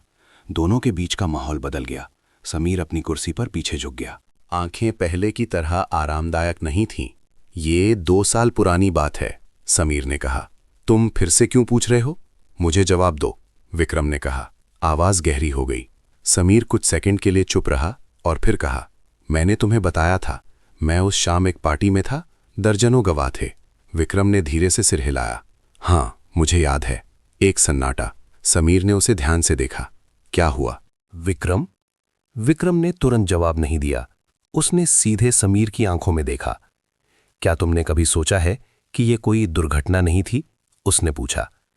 समीर धीरे से हंसा, लेकिन मुस्कान अब स्वाभाविक नहीं थी। तुम फिर से शुरू हो गए, समीर ने कहा। मुझे लगा था कि तुम इसे भूल गए हो। नहीं, विक्रम ने जवाब दिया, मैंने इसे कभी नहीं भुलाया। समीर ने सांस छोड़ी, सिर हिलाया। विक्रम, तुम खुद को तकलीफ दे रहे हो। विक्रम ने कुछ नहीं कहा। उसने बस समीर को देखा। बहुत लंबे समय के बाद पहली बार। वो इस दोस्त को पूर्ण विश्वास के साथ नहीं देख रहा था, बल्कि एक सवाल के साथ। मेरे सामने वाला व्यक्ति वास्तव में कौन है? समीर के साथ मुलाकात बिना किसी स्पष्ट जवाब के समाप्त हो गई। विक्रम जब कैफे से निकला तो रात हो चुकी थी। स्ट्रीट लाइटें कार के शीशे पर धुंधली रोशनी की लकीरों में खिंच गई थीं। समीर ने शांत रवैया बनाए रखा, लगभग निकुट। घबराहट या टालमटोल का कोई संकेत नहीं दिया। अगर यूएसबी में डेटा नहीं होता तो शायद विक्रम पहले की तरह हर स्पष्टीकरण पर विश्वास कर लेता, लेकिन इस बार सब कुछ अलग था। जो उसने देखा और जो उसने सुना, वे अब एक दूसरे से मेल नहीं खा रहे थे। वो सीधे घर नहीं गया, बल्कि शहर का एक चक्कर लगाया, जैसे उसे अपने विचारों को व्यवस्थित करने के लिए और समय चाहिए। 2 साल से वो हमेशा मानता था कि वो सच्चाई की तलाश में है, लेकिन अब जब सच्चाई धीरे धीरे सामने आ रही थी तो उसे डर लग रहा था। इसलिए नहीं कि जो हुआ था, बल्कि इसलिए कि उसका सामना करने पर वो क्या खो सकता है। कार एक छोटी सी गली के सामने रुकी, उस पार्क के पास जहां माया ने कहा था कि वो रहती थी। विक्रम को नहीं पता था कि वो यहां क्यों आया, लेकिन शायद उसका एक हिस्सा उस लड़की के बारे में और समझना चाहता था, उस कारण के बारे में जिसने उसे ठीक इसी समय उन सभी सूचनाओं के साथ प्रकट किया जो उसके पास कभी नहीं थी। वो कार से उतरा, धीरे धीरे गली में चला गया। माहौल शांत था, बस कुछ छोटे घरों से टिमटिमाती रोशनी आ रही थी। दूर एक मोटरसाइकिल गुजरी और जल्दी से गायब हो गई। आप आ गए? पीछे से एक परिचित आवाज आई। विक्रम मुड़ा। माया कुछ कदम की दूरी पर खड़ी थी, जैसे उसे पता था कि वो आएगा। तुम मेरा पीछा कर रही थी? विक्रम ने पूछा। माया ने सिर हिलाया। नहीं, मैंने बस अंदाजा लगाया। विक्रम ने उसे कुछ देर देखा और फिर धीरे से सांस छोड़ी। तुम अंदाजा लगाने में अच्छी हो। माया ने जवाब नहीं दिया, बस पास आ गई। क्या आप उस व्यक्ति से मिले? उसने पूछा। विक्रम ने सिर हिलाया। तो क्या आपको विश्वास हुआ? विक्रम कुछ सेकंड के लिए चुप रहा। मुझे अभी नहीं पता। माया ने निराशा नहीं दिखाई। उसने बस उसे ऐसे देखा जैसे वो इस जवाब के लिए तैयार थी। मैं अब उस व्यक्ति का नाम बता सकती हूं, विक्रम ने कहा। मेरे पास सुनने के लिए पर्याप्त कारण है। माया ने तुरंत जवाब नहीं दिया। उसने जमीन को देखा और फिर उसे देखा। समीर गुप्ता, उसने कहा। वो नाम शांत जगह में स्पष्ट और अचूक रूप से गूंजा। विक्रम ने तुरंत प्रतिक्रिया नहीं दी, वो बस वहीं खड़ा रहा। उसकी आंखें उसके सामने छोटे से चेहरे पर रुक गईं। उसका एक हिस्सा ये पहले से जानता था, लेकिन इसे कहे जाने पर उसे ऐसा लगा जैसे उसके अंदर कुछ टूट गया हो। तुम्हें यकीन है? उसने पूछा, आवाज सामान्य से ज्यादा गहरी। माया ने सिर हिलाया। मुझे अच्छी तरह याद है। विक्रम मुड़ा और अंधेरी गली की ओर देखने लगा। पुरानी तस्वीरें उसके दिमाग में कौंध गईं, जब उसने और समीर ने शून्य से शुरुआत की थी। देर रात तक काम करने वाली शामें, मुश्किल समय जब समीर हमेशा साथ था। वो दोस्ती ऐसी नहीं थी जिसे कुछ वाक्यों से मिटाया जा सके। क्या तुम जानती हो कि वो व्यक्ति मेरे लिए कौन है? विक्रम ने पूछा, बिना मुड़े। माया कुछ देर चुप रही। मैं अंदाजा लगा सकती हूं। विक्रम धीरे से हंसा, लेकिन उसमें कोई खुशी नहीं थी। फिर भी तुमने कहा। माया एक कदम आगे बढ़ी, क्योंकि मेरे पास कहने के लिए कोई और नहीं था। उस जवाब ने विक्रम को उसकी ओर मुड़ने पर मजबूर कर दिया। तुम्हें लगता है कि मैं अपने दोस्त से ज्यादा एक बच्चे पर विश्वास करूंगा? उसने पूछा। माया पीछे नहीं हटी। आपको मुझ पर विश्वास करने की जरूरत नहीं है, आपको बस खुद देखने की जरूरत है। विक्रम ने उसे कुछ देर तक देखा और फिर पूछा, तुम्हें इतना सब कैसे पता है? सिर्फ वो नहीं जो तुमने देखा, बल्कि यूएसबी में जो कुछ है। वो भी? माया ने तुरंत जवाब नहीं दिया। पहली बार उसकी आंखों में थोड़ी हिचकिचाहट थी। मैंने कहा था, उसने धीरे धीरे कहा। मेरी मां ने मुझे दिया था। विक्रम और पास आया। तुम्हारी मां कौन है? माया ने उसे देखा। आंखें अब नहीं बच रही थीं। अंजलि, उसने कहा। समय जैसे रुक गया। विक्रम ने कुछ नहीं कहा। वो बस वहीं खड़ा उस लड़की को देखता रहा, जैसे कोई ऐसा संकेत ढूंढ रहा हो जिससे वो जो सुना है उसे नकार सके। तुमने क्या कहा? उसने लगभग फुसफुसाते हुए फिर से पूछा। अंजलि मेरी मां है, माया ने दोहराया। विक्रम एक कदम पीछे हट गया। ये नहीं हो सकता। माया ने कोई तीखी प्रतिक्रिया नहीं दी। वो बस वहीं खड़ी रही, जैसे वो इस प्रतिक्रिया के लिए तैयार थी। मुझे पता था आप ऐसा कहेंगे, उसने कहा, लेकिन यही सच्चाई है। विक्रम ने सिर हिलाया, शांत रहने की कोशिश कर रहा था। अंजलि को बच्चे नहीं हो सकते थे। हमने। वो रुक गया, आगे नहीं बोला। माया ने उसे देखा। उसकी आंखें थोड़ी नरम हो गईं। ये तब की बात है जब आप मां को जानते थे? विक्रम ने उसे बिना समझे देखा। मां को मुझसे पहले बच्चा हुआ था, माया ने कहा। तब मां बहुत छोटी थी। उन्होंने किसी को नहीं बताया, आपको भी नहीं। विक्रम चुप रहा। यादों के बिखरे टुकड़े जुड़ने लगे। जब अंजलि दूर के परिवार का जिक्र करती थी, सप्ताहांत जब वो अकेली जाती थी, जब वो कुछ कहना चाहती थी और फिर रुक जाती थी। तो तुम कहाँ रहती थी? विक्रम ने पूछा। नानी के साथ, माया ने जवाब दिया। ठाणे में मां कभी कभी मिलने आती थी। विक्रम ने अपनी आंखें बंद कर ली। एक भारी एहसास उसके सीने में उठ रहा था। तुम्हारी मां की मौत के बाद, उसने धीरे धीरे कहा। माया ने बात पूरी की। मेरी नानी भी ज्यादा दिन नहीं रही। उसके बाद एक सन्नाटा। और तुम? विक्रम ने वाक्य पूरा नहीं किया। मैं अकेली रहती थी, माया ने कहा। उसकी आवाज में कोई शिकायत नहीं थी, बस एक साधारण तथ्य था। विक्रम ने उसे देखा। पहली बार वास्तव में ध्यान से देखा। एक गवाह के रूप में नहीं, जानकारी लाने वाले के रूप में नहीं, बल्कि एक बच्चे के रूप में। एक बच्चा जिसने ऐसी चीजों का अनुभव किया था जो किसी को नहीं करना चाहिए। तो तुम्हारी मां ने मुझे क्यों नहीं बताया? विक्रम ने पूछा। आवाज गहरी हो गई। माया ने थोड़ा सिर झुकाया। मां कहती थीं, आपके पास पहले से ही बहुत कुछ था चिंता करने के लिए, और वो चीजों को और जटिल नहीं बनाना चाहती थीं। विक्रम धीरे से हंसा, लेकिन इस बार ये एक दर्दनाक हंसी थी। जटिल, उसने दोहराया। उसने रात के आसमान को देखा और फिर माया को देखा। तुम्हारे पास कोई सबूत है? उसने पूछा।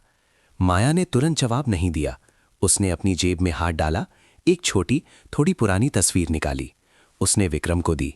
तस्वीर में एक महिला, अंजलि, एक छोटी लड़की के बगल में बैठी थी, जो लगभग 4 से 5 साल की थी। दोनों बहुत स्वाभाविक रूप से हंस रहे थे। कैमरे के सामने वाली हंसी नहीं, बल्कि एक सच्चा पल। विक्रम ने तस्वीर देखी। उसका हाथ हल्का सा कांप गया। उसने उस मुस्कान को पहचाना। वो मुस्कान जो उसने 2 साल से नहीं देखी थी। ये कब की है? उसने पूछा। बहुत पहले की, माया ने जवाब दिया। जब मैं छोटी थी।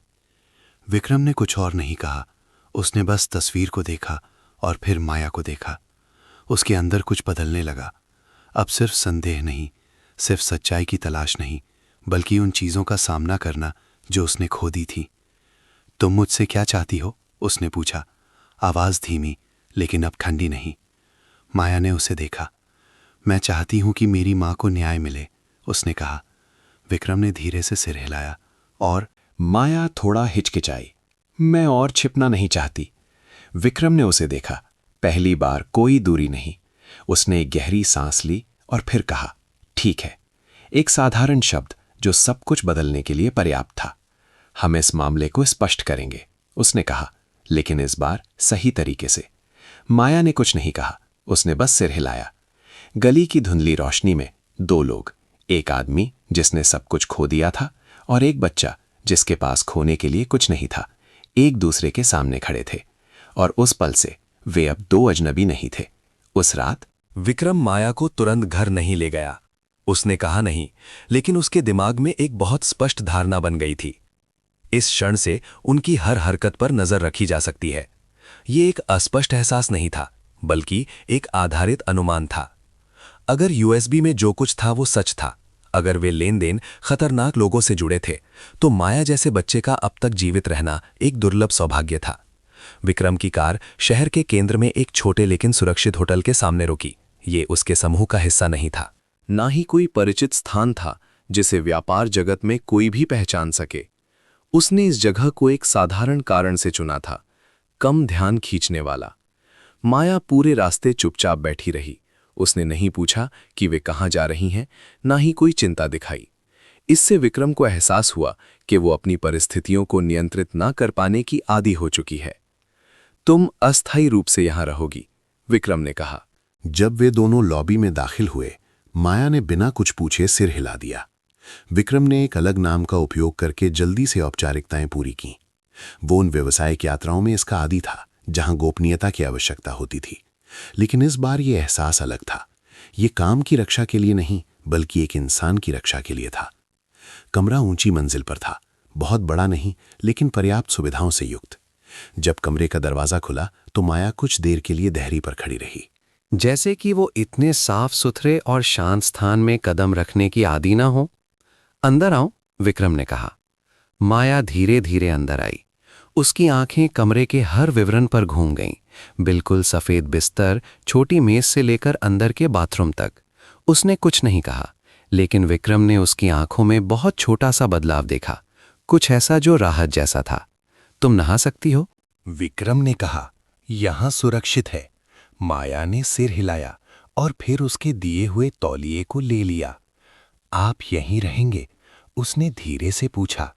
विक्रम ने उसे देखा और फिर सिर हिलाया। मैं वापस आऊंगा, लेकिन तुम अकेली नहीं हो। उसने अपना फोन निकाला और अमित को संदेश भेजा। कुछ ही मिनटों बाद एक अधेड़ उम्र के व्यक्ति ने कमरे का दरवाजा खटखटाया।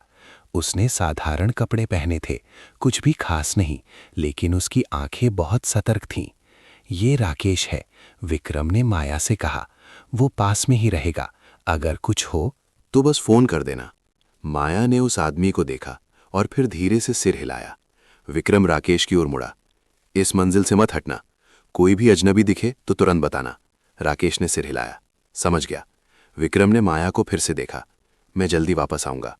माया ने कुछ नहीं कहा, बस सिर हिलाया। जब कमरे का दरवाजा बंद हुआ तो विक्रम कुछ सेकंड के लिए दालान में खड़ा रहा।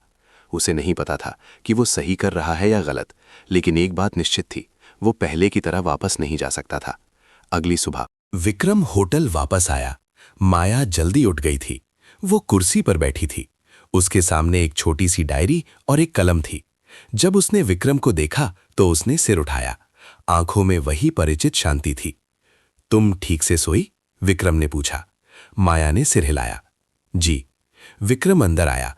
नाश्ते का एक पैकेट मेज पर रखा। खाओ। माया ने पैकेट खोला, अंदर देखा और फिर खाना शुरू कर दिया। कोई जल्दबाजी नहीं, लेकिन धीमा भी नहीं। विक्रम सामने बैठ गया, यूएसबी निकाली और मेज पर रख दी। मैंने इसे देख लिया है, उसने कहा। माया थोड़ी देर रुकी और फिर खाना जारी रखा। इसमें क्या है?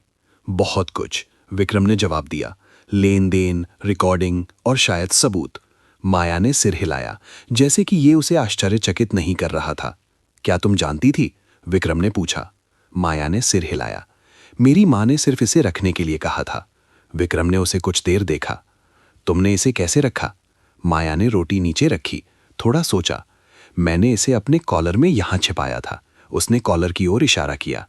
किसी का ध्यान नहीं गया। विक्रम ने धीरे से सिर हिलाया। एक सरल लेकिन प्रभावी तरीका। क्या किसी ने तुम्हें कभी ढूंढा? उसने पूछा। माया कुछ सेकंड के लिए चुप रही। हाँ, विक्रम ने सीधे उसे देखा। कब? मेरी माँ की मौत के बाद, माया ने जवाब दिया। किसी ने मेरे बारे में पूछा। मुझे नहीं पता वे कौन थे, लेकिन वे जानते थे कि मैं पास में थी। विक्रम ने अपनी रीढ़ में एक ठंडी लहर महसूस की। क्या उन्होंने तुम्हें कुछ किया? माया ने सिर हिलाया। मैं बच गई। संक्षिप्त उत्तर, लेकिन यह समझने के लिए पर्याप्त था कि उसने सरल परिस्थितियों का सामना नहीं किया था। विक्रम ने मेज के नीचे अपनी मुट्ठी भींची। अब से तुम्हें बचने की जरूरत नहीं है। माया ने उसे देखा। आंखों में थोड़ा बदलाव था। पूरी तरह से विश्वास नहीं, लेकिन कम सतर्कता। आप आगे क्या करेंगे? उसने पूछा। विक्रम अपनी कुर्सी पर पीछे झुक गया। मैं इस मामले को वकील और पुलिस को सही प्रक्रिया के अनुसार दूंगा। माया ने सिर हिलाया। तो क्या वे विश्वास करेंगे? विक्रम ने तुरंत जवाब नहीं दिया। हम उन्हें विश्वास करने पर मजबूर करेंगे। एक सन्नाटा। क्या तुम्हें उस व्यक्ति के बारे में और कुछ याद है? विक्रम ने पूछा। माया ने थोड़ा सोचा और फिर उठी। वो कमरे के कोने में गई और वो छोटी सी डायरी ले आई जो उसने पहले लिखी थी। उसने उसे खोला और विक्रम को दिया। अंदर असमान लेकिन स्पष्ट लिखावट में पंक्तियां थीं। तारीखें, संक्षिप्त नोट, कार और व्यक्ति के बारे में विवरण। विक्रम ने हर पन्ने को देखा। उसकी आंखें धीरे धीरे बदल गईं। तुमने ये लिखा है? उसने पूछा। माया ने सिर हिलाया। मैंने सिर्फ वही लिखा जो मैंने देखा। विक्रम ने कुछ और पन्ने पलटे। सरल नक्शे, तीर, समय के बारे में नोट थे। तुमने ये कब से किया? उसने पूछा। मेरी माँ की मौत के बाद, माया ने जवाब दिया। मैं याद रखना चाहती थी।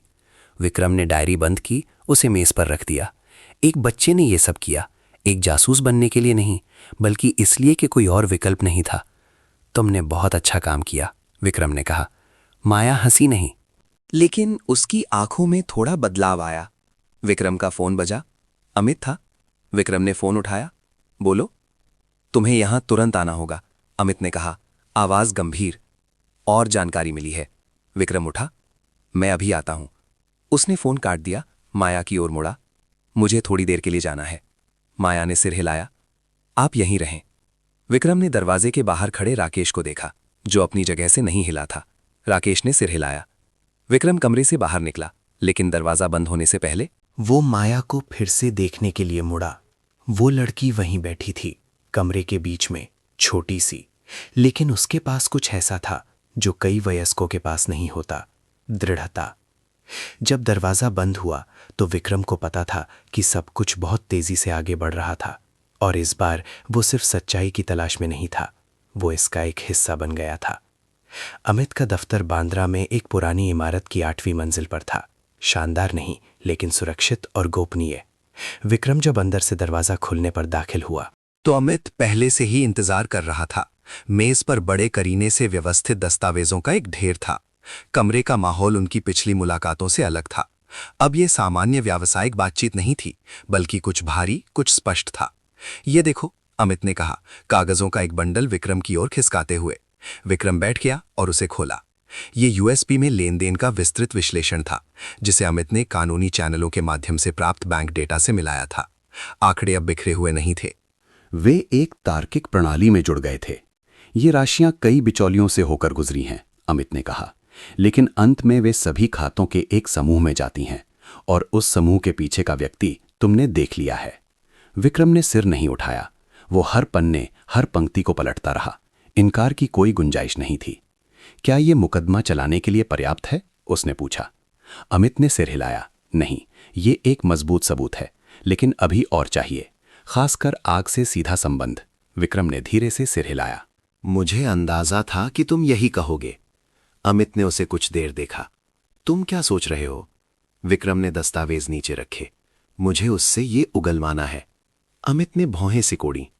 तुम सीधे टकराव का इरादा कर रहे हो? विक्रम ने सिर हिलाया। उस तरह से नहीं, मुझे चाहिए कि वो खुद कहे और हम उसे रिकॉर्ड करें। अमित कुछ सेकंड के लिए चुप रहा और फिर सांस छोड़ी। तुम जानते हो ये आसान नहीं है। अगर ठीक से नहीं किया गया तो सबूत स्वीकार नहीं किया जा सकता है। इसीलिए मैं यहां आया हूं। विक्रम ने जवाब दिया, मैं इसे सही तरीके से करना चाहता हूं। अमित ने सिर हिलाया। ठीक है, मैंने एक व्यक्ति से संपर्क किया है। वो जांच एजेंसी में काम करता है, लेकिन वो ऐसा व्यक्ति है जिस पर मुझे विश्वास है। हम कानून से बाहर कुछ भी नहीं करेंगे। विक्रम ने अमित को देखा। इंस्पेक्टर विक्रम सिंह, अमित ने कहा। वो आएंगे। लगभग 15 मिनट बाद कमरे का दरवाजा खुला। 40 के आसपास का एक आदमी अंदर आया, जिसका शरीर बहुत खास नहीं था, लेकिन आंखें बहुत तेज थीं। उसने वर्दी नहीं पहनी थी, बस एक साधारण शर्ट थी। लेकिन जिस तरह से उसने कमरे का निरीक्षण किया, उससे विक्रम को तुरंत पता चल गया कि ये कोई सामान्य व्यक्ति नहीं है। विक्रम, अमित ने परिचय कराया, ये इंस्पेक्टर सिंह हैं। सिंह ने सिर हिलाया, विक्रम से हाथ मिलाया। मैंने संक्षेप में सुना है। विक्रम ने बिना घुमाए फिराए कहा, मेरे पास मनी लॉन्ड्रिंग गतिविधि का सबूत है और मुझे विश्वास है कि इसके पीछे का व्यक्ति मेरी पत्नी की मौत से भी जुड़ा है। सिंह बैठ गए। आंखें केंद्रित। क्या आप मुझे दिखा सकते हैं? विक्रम ने यूएसबी उसकी ओर खिसका दी। सिंह ने उसे तुरंत नहीं लगाया। उसने विक्रम को कुछ देर देखा। क्या आप मानसिक रूप से तैयार हैं? विक्रम ने बिना हिचकिचाहट के कहा, मैं 2 साल से हूं। सिंह ने धीरे से सिर हिलाया और फिर डेटा की जांच शुरू कर दी। कमरे में सन्नाटा छा गया। बस कीबोर्ड की नियमित खटखट की आवाज आ रही थी। थोड़ी देर बाद सिंह ने सिर उठाया। ये चीजें बहुत मूल्यवान हैं, लेकिन पुराने मामले से जोड़ने के लिए हमें एक और कदम की जरूरत है। रिकॉर्डिंग, विक्रम ने कहा। सिंह ने उसे देखा। तुमने इस बारे में सोचा है? कोई और रास्ता नहीं है, विक्रम ने जवाब दिया। सिंह ने सिर हिलाया। सही है, लेकिन इसे सावधानी से करना होगा। ये व्यक्ति ऐसा नहीं है जो आसानी से गलती करे। विक्रम चुप रहा। वो ये किसी से भी ज्यादा समझता था। क्या तुम उस व्यक्ति तक आसानी से पहुंच सकते हो? सिंह ने पूछा। विक्रम ने सिर हिलाया। हम अभी भी अक्सर मिलते हैं। सिंह ने थोड़ा सोचा। तो ठीक है, तुम बात करने वाले होगे। हम पीछे से समर्थन करेंगे, अमित ने बीच में कहा, और कानूनी तौर पर इस मामले में रिकॉर्डिंग स्वीकार की जा सकती है अगर ये गंभीर गोपनीयता का उल्लंघन नहीं करती है। सिंह ने कहा, लेकिन महत्वपूर्ण यह है कि इसे अन्य सबूतों के साथ जोड़ा जाए। विक्रम ने सिर हिलाया। मैं समझता हूं। एक छोटा सा सन्नाटा। क्या तुम वाकई ये करना चाहते हो? सिंह ने पूछा। विक्रम ने सीधे उसे देखा। अगर मैं नहीं करूंगा तो मुझे कभी सच्चाई का पता नहीं चलेगा। सिंह ने और नहीं पूछा। उसने सिर हिलाया। ठीक है, हम एक योजना बनाएंगे। बैठक लगभग 2 घंटे तक चली। हर विवरण पर ध्यान से चर्चा की गई। स्थान, समय, पहुंचने का तरीका, अप्रत्याशित स्थिति से निपटने का तरीका। यहां कोई जगह नहीं थी। सब कुछ गणना के अनुसार होना था। जब विक्रम दफ्तर से निकला तो शाम हो चुकी थी। सूरज की रोशनी फीकी पड़ रही थी। इमारतों पर एक हल्का पीला रंग छोड़ रही थी। वो होटल वापस आया। माया अभी भी कमरे में थी। जब उसने उसे देखा तो उसने तुरंत सिर उठाया। क्या हुआ? उसने पूछा। विक्रम अंदर आया। दरवाजा बंद कर दिया। हम पुलिस के साथ काम करेंगे। माया कुछ देर चुप रही और फिर सिर हिलाया। अच्छा है। विक्रम उसके सामने बैठ गया। हमें एक मुलाकात की जरूरत होगी। माया ने उसे देखा। उस व्यक्ति के साथ? विक्रम ने सिर हिलाया। माया ने डर नहीं दिखाया, लेकिन वो पूरी तरह से सहज भी नहीं थी। क्या यह खतरनाक है? विक्रम ने थोड़ा सोचा। हम जोखिम को कम करने के लिए सब कुछ करेंगे। माया ने धीरे से सिर हिलाया। तुम्हें सीधे तौर पर शामिल होने की जरूरत नहीं है, विक्रम ने आगे कहा। तुम्हें बस एक सुरक्षित जगह पर रहना है। माया ने उसे कुछ देर देखा। मैं मदद करना चाहती हूं। विक्रम ने सिर हिलाया। तुमने पहले ही बहुत मदद की है। एक सन्नाटा। मैं सिर्फ देखना नहीं चाहती, उसने धीरे से कहा। विक्रम ने उसे देखा। उसकी आंखों में जिद नहीं, बल्कि भाग लेने की, कुछ सार्थक करने की जरूरत थी। उसने धीरे से सांस छोड़ी। मैं समझता हूं, लेकिन इस बार वयस्कों को संभालने दो। माया ने और कोई वज्राजय नहीं किया। उसने बस सिर हिलाया। क्या तुम डर रही हो? विक्रम ने पूछा। माया कुछ सेकंड के लिए चुप रही और फिर कहा, हाँ। विक्रम उस सीधे जवाब से हैरान था। लेकिन मैं फिर भी करना चाहती हूं, उसने आगे कहा। विक्रम ने उसे देखा और फिर धीरे से सिर हिलाया। मैं भी। उस शाम विक्रम होटल के कमरे में अकेला बैठा था। कांच की खिड़की से शहर को देख रहा था। मेज पर फोन, बगल में वे दस्तावेज थे जो अमित ने भेजे थे। उसे अब कोई संदेह नहीं था, कोई हिचकिचाहट नहीं, बस एक ही रास्ता था और इस बार वो अंत तक जाएगा। बगल के कमरे में माया सो चुकी थी। कई महीनों में पहली बार वो एक शांत जगह पर सोई थी, इस चिंता के बिना कि कल वो कहाँ होगी। लेकिन दोनों जानते थे कि ये शांति केवल अस्थायी थी, क्योंकि वे एक ऐसे टकराव में कदम रखने की तैयारी कर रहे थे जिसका परिणाम कोई नहीं बता सकता था। मुलाकात के दिन की सुबह सामान्य से ज्यादा शांत थी, लेकिन यही शांति सब कुछ और भारी बना रही थी। विक्रम जल्दी उठा, अच्छी नींद की वजह से नहीं, बल्कि इसलिए कि वो लगभग सोया ही नहीं था। पिछले 2 दिनों में जो तैयारी की गई थी वो उसके दिमाग में लगातार चल रही थी। एक एक कदम, एक एक छोटा विवरण। ये एक सामान्य मुलाकात नहीं थी, बल्कि एक जुआ था। अगर गलत हुआ तो वो सब कुछ खो सकता था, सिर्फ सच्चाई ही नहीं बल्कि माया और खुद की सुरक्षा भी। वो आईने के सामने खड़ा हुआ, अपना कॉलर ठीक किया। आईने में जो आदमी था वो अभी भी विक्रम राठौर था, एक सफल व्यवसायी, शांत, हर स्थिति पर अच्छा नियंत्रण रखने वाला। लेकिन अंदर से वो जानता था कि वो किसी ऐसी चीज में कदम रख रहा था जिसका उसने कभी अनुभव नहीं किया था। फोन धीरे से बजा। अमित था। सब कुछ तैयार है, अमित ने कहा। इंस्पेक्टर सिंह और टीम अपनी जगह पर हैं। विक्रम ने सिर हिलाया, हालांकि वो जानता था कि अमित नहीं देख सकता। मैं समय पर पहुंच जाऊंगा। उसने फोन काट दिया, माया की ओर मुड़ा। वो कमरे के दरवाजे पर खड़ी थी, नए कपड़े पहने हुए जो उसने पिछले दिन तैयार किए थे। उसे इस समय देखकर कोई नहीं सोच सकता था कि ये एक बच्चा है जो इतने लंबे समय तक सड़क पर रहा है, लेकिन उसकी आंखें वहीं थीं, सतर्क और उम्र से ज्यादा गहरी। तुम यहीं रहोगी, विक्रम ने कहा। राकेश और एक और आदमी बाहर रहेंगे। किसी के लिए दरवाजा मत खोलना। माया ने सिर हिलाया। मुझे पता है। विक्रम और पास आया। अगर कुछ हो तो मुझे तुरंत फोन करना। माया ने उसे देखा। आप भी। विक्रम ने धीरे से सिर हिलाया और फिर मुड़ गया। जिस इमारत में मुलाकात होनी थी वो केंद्र में एक बड़ी सड़क पर थी, एक आधुनिक कार्यालय भवन जहां हर दिन महत्वपूर्ण बैठकें होती थी और कोई ध्यान नहीं देता था। यही कारण था कि उन्होंने इस जगह को चुना था। बहुत खास नहीं, लेकिन पर्याप्त निजी।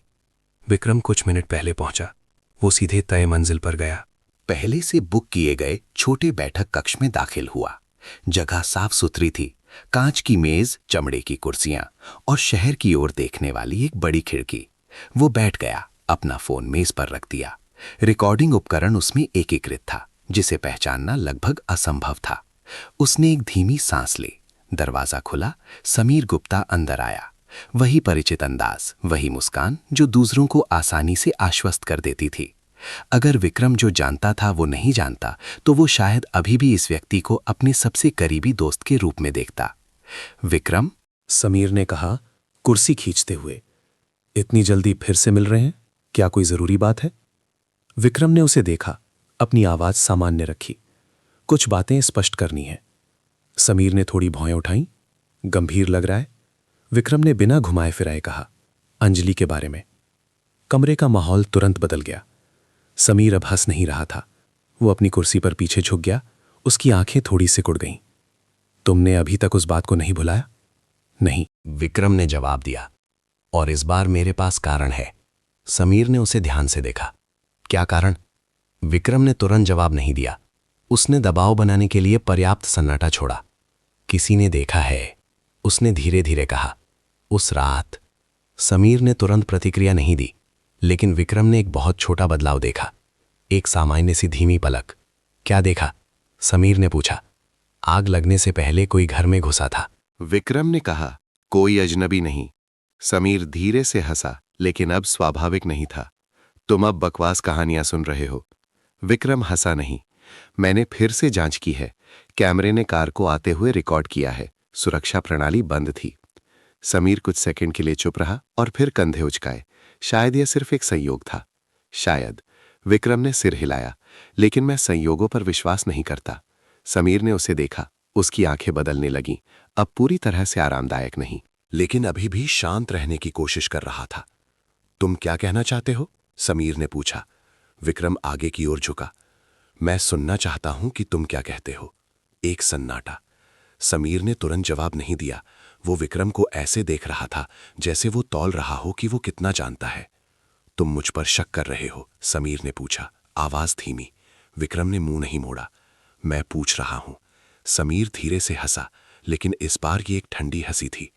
2 साल हो गए विक्रम, अगर मैंने कुछ किया होता। तो क्या तुम्हें लगता है कि मैं अभी भी यहां बैठा होता? विक्रम ने नजरें बनाए रखी। मुझे लगता है कि तुम बहुत होशियार हो। समीर अब हंस नहीं रहा था। तो तुम्हें लगता है कि मैंने तुम्हारी पत्नी को मारा? समीर ने सीधे पूछा। विक्रम ने तुरंत जवाब नहीं दिया। जवाब दो, समीर ने कहा। आवाज में थोड़ा तनाव आने लगा। विक्रम ने सीधे उसकी आंखों में देखा। मुझे लगता है कि तुम्हारे पास कारण था। समीर ने अपनी मुट्ठी भींची, लेकिन जल्दी ही ढीली कर दी। क्या कारण? विक्रम ने एक छोटा सा कागज का बंडल मेज पर रखा। डेटा का एक हिस्सा जो प्रिंट किया गया था। मनी लॉन्ड्रिंग, उसने कहा। समीर ने नीचे देखा और फिर ऊपर देखा। तुम क्या कह रहे हो? अंजलि को पता चल गया था, विक्रम ने जारी रखा। उसे पता चल गया था। समीर चुप रहा। एक लंबा सन्नाटा। कमरे का माहौल भारी हो गया। तुम बहुत आगे जा रहे हो, समीर ने कहा, लेकिन आवाज अब पहले की तरह निश्चित नहीं थी। विक्रम ने कुछ नहीं कहा, उसने बस देखा। समीर ने सांस छोड़ी, अपनी कुर्सी पर पीछे झुक गया। मान लो मैं इन चीजों में शामिल था। तो क्या तुम्हें लगता है कि मैं इसके लिए किसी को मार दूंगा? विक्रम ने जवाब नहीं दिया। समीर धीरे से हंसा। तुम नहीं समझते विक्रम, ये दुनिया उतनी सरल नहीं है जितनी तुम सोचते हो। विक्रम ने सिर झुकाया। तो समझाओ। समीर कुछ सेकंड के लिए चुप रहा और फिर धीरे धीरे कहा, कुछ चीजें हैं, अगर वे सामने आ गईं तो सिर्फ मैं ही नहीं, तुम भी सब कुछ खो दोगे। विक्रम ने पलक नहीं झपकाई। मैं तैयार हूं। समीर ने उसे देखा। पहली बार उसकी आंखों में कुछ सच्चा दिखा, आत्मविश्वास नहीं। बल्कि एक गणना। तुम नहीं जानते कि तुम क्या कर रहे हो, समीर ने कहा। विक्रम ने जवाब नहीं दिया। समीर ने सांस छोड़ी और फिर अचानक हंसा, लेकिन इस बार वो मुस्कान कुछ भी नहीं छिपा सकी। ठीक है, उसने कहा, तुम्हें सच्चाई चाहिए?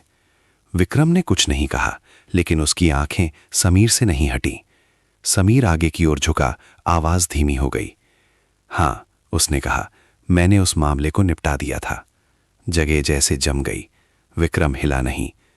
उसे बहुत कुछ पता चल गया था। समीर ने जारी रखा। और मैं सब कुछ एक व्यक्ति के लिए बर्बाद नहीं होने दे सकता था। विक्रम ने महसूस किया कि उसका दिल जोर से धड़क रहा है, लेकिन उसने इसे बाहर नहीं दिखाया। तुमने योजना बनाई थी? उसने पूछा।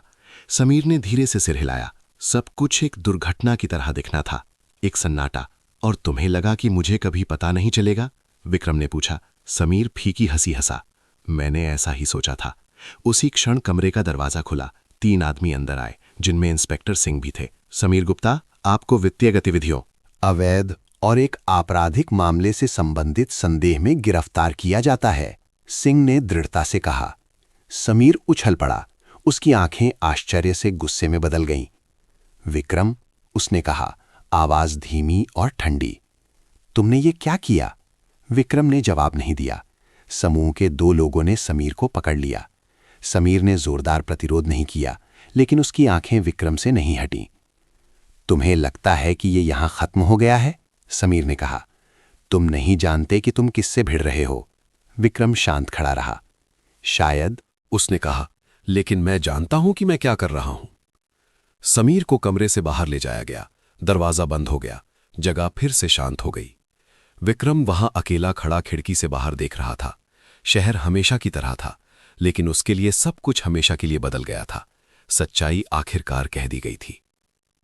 बैठक कक्ष का दरवाजा बंद होने के बाद विक्रम काफी देर तक शांत खड़ा रहा। गिरफ्तारी की आवाज जैसे अभी भी अंतरिक्ष में गूंज रही थी, लेकिन उसके दिमाग में एक अजीब सा खालीपन था, पूरी तरह से राहत नहीं। ना ही वैसा दर्द जैसा उसने कभी सोचा था। ये ऐसा था जैसे एक तूफान अभी अभी गुजरा हो, सब कुछ शांत हो गया हो, लेकिन जो बह गया वो वापस नहीं आ सकता। सिंह ने उसकी ओर मुड़कर देखा। तुम ठीक हो? विक्रम ने धीरे से सिर हिलाया। मैं ठीक हूं। सिंह ने और नहीं पूछा। वो समझ गया कि कुछ चीजें इस समय नहीं कही जा सकती। हम काम जारी रखेंगे, सिंह ने कहा। जो आपने प्रदान किया है वो बहुत महत्वपूर्ण है, लेकिन ये केवल पहला कदम है। विक्रम ने सिर हिलाया। मैं समझता हूं। तुम्हें आराम करने के लिए घर जाना चाहिए। सिंह ने आगे कहा, बाकी हम संभाल लेंगे। विक्रम ने तुरंत जवाब नहीं दिया। उसने एक बार फिर खिड़की से बाहर देखा और फिर मुड़ा। क्या मुझे और कुछ करने की जरूरत है? फिलहाल नहीं, सिंह ने जवाब दिया, लेकिन हो सकता है कि हमें बाद में तुम्हारी जरूरत पड़े। विक्रम ने सिर हिलाया और फिर कमरे से निकल गया। बाहर का दालान अभी भी रोशन था। लोग सामान्य रूप से आ जा रहे थे, जैसे कुछ हुआ ही ना हो। इससे विक्रम को एक साधारण सच्चाई का एहसास हुआ। जीवन किसी के लिए नहीं रुकता। चाहे वो त्रासदी हो या न्याय। वो लिफ्ट में घुसा, कांच पर अपनी परछाई देखी। वो चेहरा ज्यादा नहीं बदला था, लेकिन आंखें अलग थीं। कोई अस्पष्टता नहीं, कोई अनुत्तरित प्रश्न नहीं, लेकिन वो झूठी शांति भी नहीं थी जिसका वो 2 साल से आदी था। जब लिफ्ट का दरवाजा खुला तो वो बाहर निकला, एक गहरी सांस ली। शहर की दोपहर की हवा में थोड़ी धूल और गर्मी थी, लेकिन इससे उसे किसी भी चीज से ज्यादा वास्तविक महसूस हुआ। उसने अपना फोन निकाला। अमित का एक संदेश। सब कुछ ठीक है? विक्रम ने संक्षेप में जवाब दिया। हो गया। उसने और कोई स्पष्टीकरण नहीं दिया। कोई जरूरत नहीं थी। कार उसे होटल वापस ले गई। जब कमरे का दरवाजा खुला तो माया कुर्सी पर बैठी थी। छोटी सी डायरी अभी भी उसके सामने थी। जब उसने उसे देखा तो उसने सिर उठाया। आप वापस आ गए, उसने कहा। विक्रम ने सिर हिलाया, दरवाजा बंद कर दिया। वो कुछ सेकंड के लिए उसे देखता रहा। माया ने तुरंत नहीं पूछा। उसने बस ऐसे देखा जैसे वो उसके कहने का इंतजार कर रही हो। विक्रम पास आया, सामने बैठ गया। उस व्यक्ति को गिरफ्तार कर लिया गया है, उसने कहा। माया चुप रही। एक लंबा सन्नाटा। क्या उस व्यक्ति ने कह दिया? उसने पूछा, आवाज धीमी। विक्रम ने सिर हिलाया। हां। माया ने कोई तीखी प्रतिक्रिया नहीं दी। उसने बस मेज की ओर नीचे देखा। तो क्या ये खत्म हो गया है? उसने पूछा। विक्रम ने तुरंत जवाब नहीं दिया। पूरी तरह से नहीं, लेकिन शुरू हो गया है। माया ने धीरे से सिर हिलाया। विक्रम ने उसे देखा और कहा, तुमने बहुत कुछ किया है। माया ने सिर हिलाया। मैंने सिर्फ वही कहा जो मैं जानती थी। लेकिन अगर तुम नहीं होती। विक्रम रुक गया। उसने वाक्य पूरा नहीं किया। माया ने सिर उठाया और उसे देखा। आप पता लगा ही लेते। विक्रम को इस पर यकीन नहीं था, लेकिन उसने बहस नहीं की। एक और सन्नाटा। क्या तुम कहीं जाना चाहती हो? विक्रम ने पूछा। माया ने थोड़ा सोचा और फिर कहा, मैं मां के पास जाना चाहती हूं। विक्रम ने सिर हिलाया। उस दोपहर वे मालाबार हिल के कब्रिस्तान में गए। मौसम बहुत धूप वाला नहीं था। पेड़ों से हल्की हवा चल रही थी।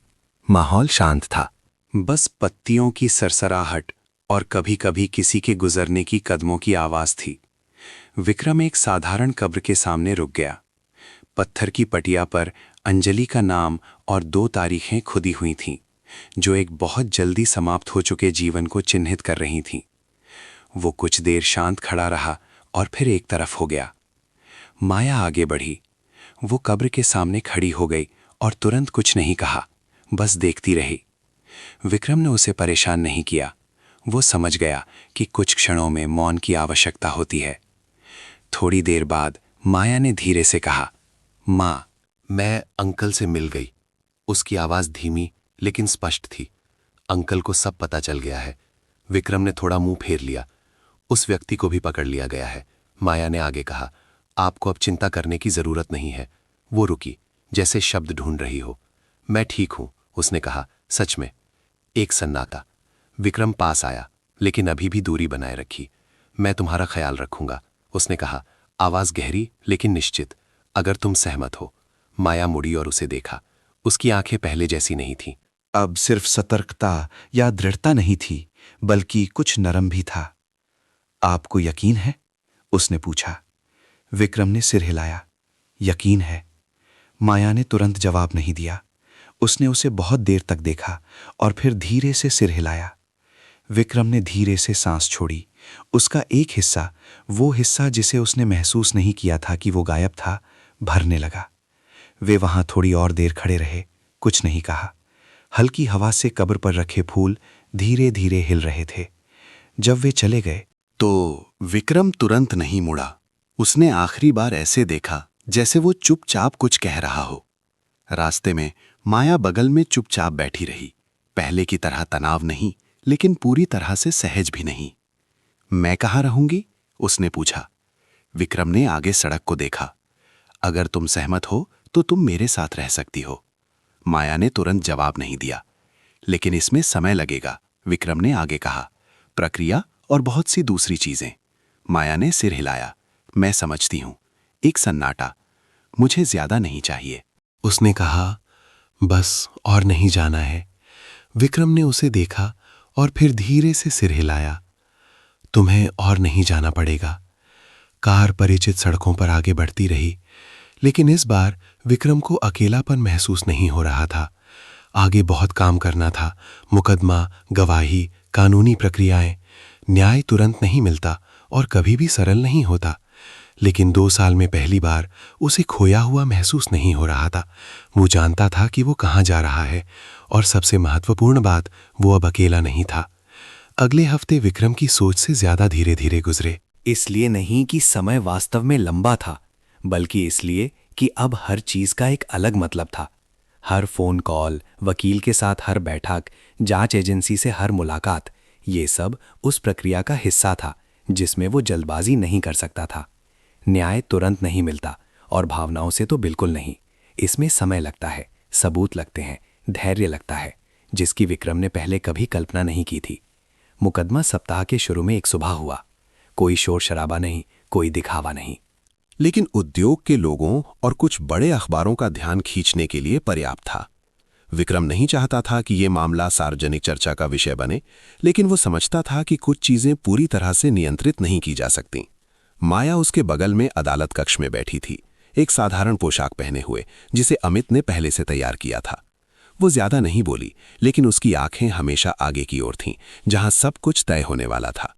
विक्रम ने उसे एक बार देखा और फिर ऊपर देखा। जहां न्यायाधीश शुरू करने की तैयारी कर रहे थे, समीर को बाद में लाया गया। अब वो आत्मविश्वासी, शांत व्यक्ति नहीं था जिसे विक्रम जानता था। आंखें अभी भी तेज थीं, लेकिन उनमें थकान और कुछ कड़वाहट जैसी चीज थी। जब उसने विक्रम को देखा तो समीर ने कुछ नहीं कहा, बस कुछ सेकंड के लिए नजरें मिलाईं और फिर मुड़ गया। मुकदमा सही क्रम में चला।